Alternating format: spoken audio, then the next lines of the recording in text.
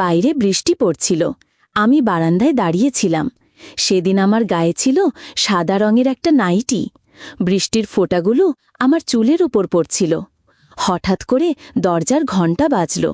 দরজা খুলতেই দেখি আমার জামাই দাঁড়িয়ে আছেন। তিনি মুচকি হেসে বললেন, আজ তো আপনাকে খুব সুন্দর লাগছে শাশুড়ি মা। আমি লজ্জায় একটু ঘাবড়ে গেলাম। সেদিন আমার স্বামীর সঙ্গে আমার একটু ঝগড়া চলছিল। আমি চাইছিলাম আমাদের সম্পর্কটা ভালো থাকুক, কিন্তু কিছু কারণে আমরা একে অপরের থেকে দূরে সরে যাচ্ছিলাম। সেদিন আমি আমাদের ঘরটা সুন্দর করে সাজিয়েছিলাম। রাতে স্বামী আসবেন ভেবে অপেক্ষা করছিলাম, কিন্তু হঠাৎ করে জামাই ঘরে ঢুকলেন। তিনি মজা করে বললেন, এই সুন্দর ঘরে সাজানোর জন্য? আমি হেসে বললাম, এটা আমার স্বামীর জন্য একটা ছোট্ট সারপ্রাইজ ছিল। জামাই মজা করে বললেন, আপনার স্বামীকে এমন চমক দেওয়ার আইডিয়া ভালো, কিন্তু আমার আসার কারণে কি কিছু বিঘ্ন ঘটল, তাই না? আমি হেসে বললাম, না, তেমন কিছু না, শুধু একটু ভিন্ন কিছু করার চেষ্টা ছিল। জামাই বললেন, সম্পর্কে মাঝে মাঝে চমক দিয়ে ভালোবাসা বজায় রাখতে হয়, আর আপনি সবসময় এমন উদ্ভাবনী চিন্তা করেন, সেটা প্রশংসনীয়। আমরা হাসি মজার মধ্যে কিছুক্ষণ গল্প করলাম। পরে জামাই আমাকে বিছানায় বসতে বললেন। তারপর তিনি আমাকে কিছু না বলেই বললেন, আজকের গল্পটা অনেক স্পেশাল, তাই সবাই রেডি হয়ে যাও। এরপর আমি লজ্জায় হেসে ফেললাম। আমার বয়স ৩০ হলেও আমি শরীরের ভালো যত্ন নিই, তাই এখনও আমাকে কম বয়সী মনে হয়। আমার স্বামীর অবহেলার কারণে আমি মনে মনে আমার মেয়ে জামাইকে অনেক ভালোবাসতাম। সে আমার কষ্টগুলো বুঝত, তাই সবসময় আমার পাশে থাকত। একদিন যখন আমি আমার মেয়ের জামাইয়ের সঙ্গে কথা বলছিলাম, হঠাৎ আমার স্বামী রাহুল বাড়িতে চলে এলো। সে আগেই বলেছিল ১ ঘন্টা আগে আসবে, কিন্তু আজও দেরি করল। সময় মতো এলে আমি জামাইকে দরজা থেকে বিদায় জানাতে পারতাম। বাড়িতে এসে রাহুল প্রথমেই জামাইকে জড়িয়ে ধরল, কিন্তু আমাকে দেখল না, যা দেখে আমি একটু রাগ হলাম। ঘরে বসে কিছু চিন্তা করছিলাম। জামাইও পাশে বসেছিল। আমি এতটাই ভাবনার মধ্যে ডুবেছিলাম যে হঠাৎ জামাই আমার দিকে হাত বাড়িয়ে বলল, শাশুড়ি মা, আপনি কি চিন্তায় আছেন? আমি চমকে উঠলাম। সে মৃদু হাসিতে বলল, তাহলে এখানে একা একা কি ভাবছেন? আমি হেসে বললাম, না, তেমন কিছু না, শুধু কাজের চিন্তা। আমরা গল্প করতে করতে তাকে আমাদের সাজানো ঘরটা দেখালাম, যেটা আমি রাহুলের জন্য সাজিয়েছিলাম। জামাই প্রশংসা করে বলল, এটা খুব সুন্দর হয়েছে। আমি হেসে বললাম, ভেবেছিলাম রাহুলকে চমক দেব, কিন্তু তুমি এসে পড়লে। সম্পর্কে মাঝে মাঝে এমন ছোট ছোট চমক দেওয়া প্রয়োজন, এতে ভালোবাসা টিকে থাকে। এরপর আমরা কিছুক্ষণ গল্প করলাম। জামাই বলল, কোনো সমস্যা হলে আপনি আমাকে বলবেন, আমি আছি আপনার পাশে। তার কথায় আমার মন কিছুটা হালকা হলো। পরের দিন রাহুল যথারীতি কাজে চলে গেল, আর জামাই জানালো তার 10টায় অফিসে যেতে হবে। সে খুবই ফিট এবং সুদর্শন। তার ব্যক্তিত্ব দেখলেই বোঝা যায় সে দায়িত্বশীল। আমি তার কাজের প্রতি যত্ন দেখে মনের মধ্যে একটা শান্তি অনুভব করলাম। যাওয়ার আগে জামাই বলল, আপনারা যদি চান আজ সন্ধ্যায় ক্যান্ডেল লাইট ডিনার করতে পারেন। গতকাল আমি এসে আপনাদের পরিকল্পনায় বিঘ্ন ঘটিয়েছিলাম। আজ আমি দেরিতে ফিরব, আপনারা নিজেদের মতো সময় কাটাতে পারেন। আমি হাসি মুখে তার কথা মেনে নিলাম।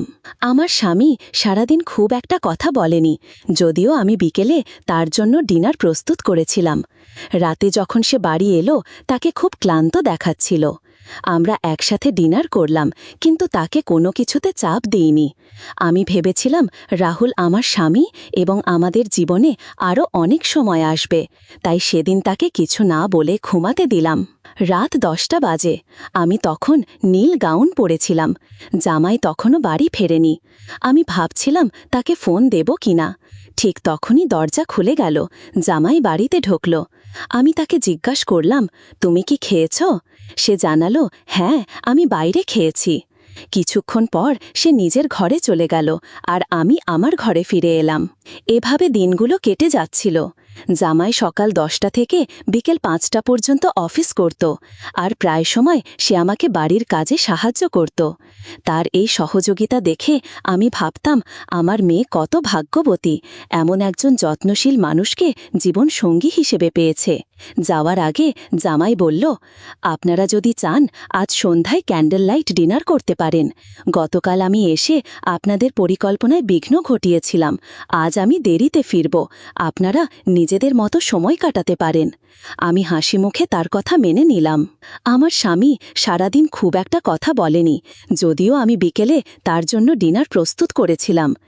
রাতে যখন সে বাড়ি এলো, তাকে খুব ক্লান্ত দেখাচ্ছিল। আমরা একসাথেই ডিনার করলাম, কিন্তু তাকে কোনো কিছুতে চাপ দিইনি। আমি ভেবেছিলাম রাহুল আমার স্বামী এবং আমাদের জীবনে আরও অনেক সময় আসবে, তাই সেদিন তাকে কিছু না বলে ঘুমাতে দিলাম। রাত 10টা বাজে। আমি তখন নীল গাউন পরেছিলাম। জামাই তখনও বাড়ি ফেরেনি। আমি ভাবছিলাম তাকে ফোন দেব কিনা। ঠিক তখনই দরজা খুলে গেল। জামাই বাড়িতে ঢুকল। আমি তাকে জিজ্ঞেস করলাম, তুমি কি খেয়েছ? সে জানালো, হ্যাঁ, আমি বাইরে খেয়েছি। কিছুক্ষণ পর সে নিজের ঘরে চলে গেল, আর আমি আমার ঘরে ফিরে এলাম। এভাবে দিনগুলো কেটে যাচ্ছিল। জামাই সকাল 10টা থেকে বিকেল 5টা পর্যন্ত অফিস করত, আর প্রায় সময় সে আমাকে বাড়ির কাজে সাহায্য করত। তার এই সহযোগিতা দেখে আমি ভাবতাম আমার মেয়ে কত ভাগ্যবতী, এমন একজন যত্নশীল মানুষকে জীবন সঙ্গী হিসাবে পেয়েছে। একদিন আমি রাহুলের কাপড় ঠিক করছিলাম। হঠাৎ তার প্যান্টের পকেট থেকে মুম্বাই যাওয়ার একটি টিকিট পেলাম। আমি তাকে জিজ্ঞেস করলাম, এই টিকিটটা কি? সে বলল, হ্যাঁ, অফিসের কাজে মুম্বাই যেতে হবে। আমি ভেবেছিলাম হয়তো সে আমাকে সঙ্গে নিয়ে যাবে, কিন্তু সে বলল, এই পার্টি অফিসের জন্য, পারিবারিক কিছু না, তাই তুমি যেতে পারবে না। আমি একটু হতাশ হলাম, কারণ আশা করেছিলাম আমরা একসঙ্গে সময় কাটাব। পরের দিন সে মুম্বাই চলে গেল 4 দিনের জন্য। সেই সময় জামাইও তার অফিসের পার্টির জন্য প্রস্তুতি নিচ্ছিল। সে আমাকে তার পার্টিতে যাওয়ার প্রস্তাব দিল। আমি নীল শাড়ি পরেছিলাম, যা আমাকে অনেক সুন্দর দেখাচ্ছিল। জামাই আমাকে দেখে বলল, শাশুড়ি মা, আপনাকে অনেক সুন্দর লাগছে। আমি তার কথায় লজ্জা পেলাম। আমরা একসাথে পার্টিতে গেলাম। আমি খুবই ভালো সময় কাটিয়েছিলাম। সে আমাকে খুব যত্ন সহকারে সারা পার্টিতে নিয়ে ঘুরছিল, যেন আমি তার খুবই আপনজন। পার্টি থেকে বাড়ি ফেরার পথে আমি তাকে জিজ্ঞেস করলাম, তুমি আমাকে পার্টিতে কেন নিয়ে গেলে? জামাই হেসে উত্তর দিল, শাশুড়ি মা, পার্কে শুধু কর্মচারীদের জন্য অনুষ্ঠান হয়, মাঝে মাঝে পরিবারকেও সঙ্গে নেওয়া উচিত। তার কথা শুনে আমার ভালো লাগল, এবং আমি বুঝতে পারলাম সে আসলে আমাকে সম্মান দেখাতে চেয়েছিল। পরের রাতে যখন আমি আমার ঘরের পোশাক বদলাচ্ছিলাম, তখন আমার ড্রেসের হুক খুলতে পারছিলাম না। রাহুলও বাড়িতে ছিল না, তাই আমি একটু দুশ্চিন্তায় পড়েছিলাম। ঠিক সেই সময় জামাই এসে আমার হুক খুলতে সাহায্য করল, এবং তারপর দ্রুত ঘর থেকে বেরিয়ে গেল। কিছুক্ষণ পরে আমি বাইরে এসে তাকে জিজ্ঞেস করলাম, তোমার কি কোনো সমস্যা হয়েছে? সে মুচকি হেসে বলল, হ্যাঁ শাশুড়ি মা, আমার ঘরের এসি নষ্ট হয়ে গেছে। এত গরমে এসি ছাড়া ঘুমানো খুব মুশকিল। আমাদের বাড়িতে মাত্র 2টি এসি ছিল, একটি আমার ঘরে এবং অন্যটি অতিথি ঘরে, যেখানে জামাই থাকত। তার সমস্যার কথা শুনে আমি তাকে আমার ঘরে এসে ঘুমাতে বললাম। সে রাতে জামাই আমার ঘরে এসে ঘুমালো। যদিও আমি কিছুটা অস্বস্তি অনুভব করছিলাম, তবুও তার কষ্টের কথা ভেবে কিছু বলিনি। পরের দিন তার ছুটি ছিল, এবং আমাদের বাড়ির রেশন প্রায় শেষ হয়ে গিয়েছিল। আমি বাইরে রেশন কিনতে যেতে চাইলাম, কিন্তু রাহুল টাকা দিয়ে যায়নি। আমি চিন্তায় পড়ে গেলাম। ঠিক সেই মুহূর্তে জামাই বলল, মা, আমি এই বাড়ির সদস্য, আপনি চিন্তা করবেন না, এই মাসের রেশন আমি কিনে দেব। আজ দুপুরের খাবার আমরা বাইরে খাব। তার কথায় আমি স্বস্তি পেলাম, এবং আমরা বাইরে বেরোনোর জন্য প্রস্তুতি নিলাম। প্রথমে জামাই আমাকে একটি রেস্টুরেন্টে খাওয়াতে নিয়ে গেল। খাওয়া দাওয়া শেষ হলে আমরা মলে শপিং করতে গেলাম। মলে যা কিছু আমার পছন্দ হলো, জামাই তো আমাকে কিনে দিল। রেশনের পাশাপাশি আমি নিজের জন্য অনেক কিছু কিনলাম, এবং সমস্ত খরচ জামাই দিল।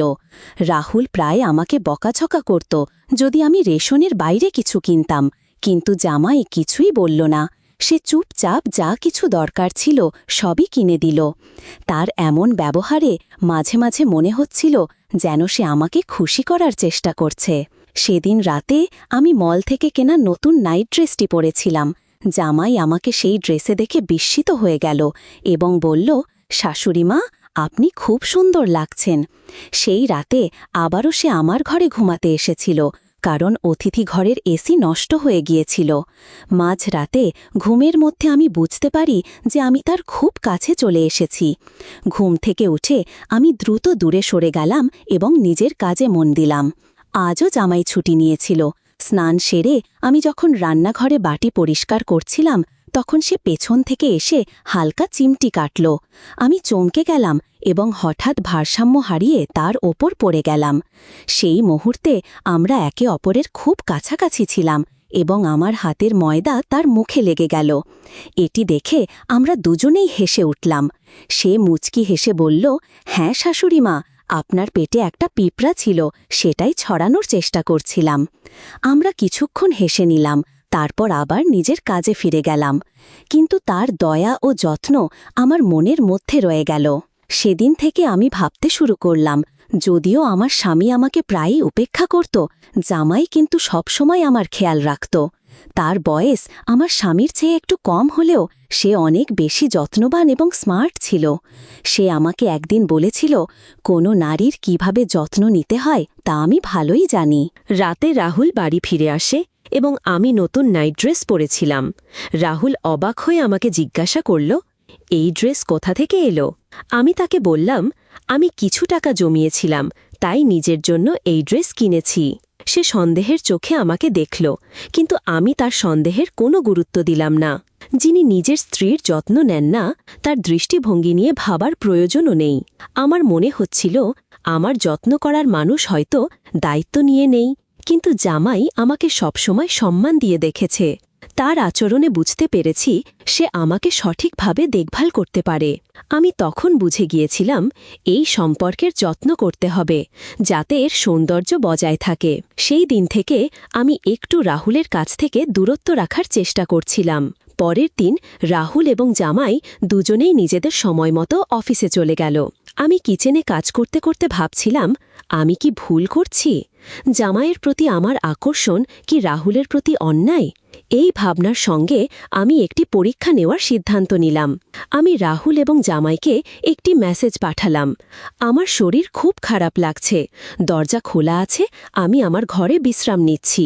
মেসেজ পাঠানোর কিছুক্ষণ পর জামাই দ্রুত বাড়ি চলে এলো।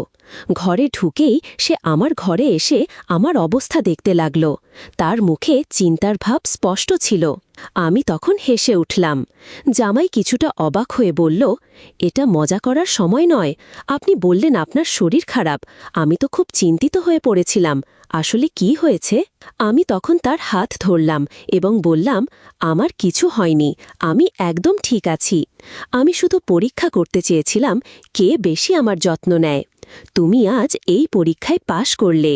জামাই আমার কথা বুঝে হালকা হেসে ফেলল। আমরা ধীরে ধীরে কাছাকাছি আসতে লাগলাম, কিন্তু ঠিক তখনই রাহুল ঘরে ঢুকে পড়ল। আমাদের একসঙ্গে দেখে তার চোখ বিস্ময়ে বড় হয়ে গেল। সে দ্রুত এগিয়ে এসে আমাকে জামাই থেকে দূরে সরিয়ে দিল এবং অবাক হয়ে জিজ্ঞাসা করল, এটা কি হচ্ছে? তুমি কি তোমার জামাইয়ের সঙ্গে এভাবে থাকতে পারো? রাহুল খুব রেগে গিয়ে বলল, তুমি একবারও আমার কথা ভাবনি? তোমার কি একটুও খেয়াল হয়নি তুমি কি করছো? আমি শান্তভাবে উত্তর দিলাম, না রাহুল, যখন তুমি তানিয়ার সঙ্গে থাকো তখন কি তোমার মনে একবারও আমার কথা আসে? আজ আমি জানতাম তুমি আমার কোনো খবর নেবে না, তাই ইচ্ছে করে তোমাকে দম্পতির মতো তোলা আমার আর জামাইয়ের একটা সেলফি পাঠিয়েছিলাম। মেসেজেও ইচ্ছে করে লিখেছিলাম আমি তার সঙ্গে ভালো সম্পর্ক তৈরি করছি। রাহুল অবাক হয়ে পড়ল, তানিয়া, তুমি এসব বকছ কেন? তখন আমি তার মিথ্যার সব প্রমাণ তুলে ধরলাম, ওর এবং তানিয়ার ছবিগুলো দেখালাম। আমি তার সম্পর্কের সব কিছু আগে থেকেই জানতাম, কিন্তু এতদিন নিজের দাম্পত্য জীবনের জন্য চুপ ছিলাম। আমি ধৈর্য ধরে বললাম, অফিসের মিটিংয়ের নামে তুমি বাইরে গিয়ে তানিয়ার সঙ্গে সময় কাটাও, তার জন্য অনেক খরচ করো। অথচ আমি যখন ছোট্ট কিছু চাই তখনই তোমার মুখে শুধু খরচের কথা শোনা যায়। আমার সব অভিযোগ শুনে রাহুল হতবাক হয়ে গিয়েছিল। আমি আরও বললাম, আমি এতদিন চুপ থেকেছি, ভাবছিলাম হয়তো আমারই কোথাও ভুল ছিল, কিন্তু তোমার আসল রূপটা জামাই আমাকে দেখিয়েছে।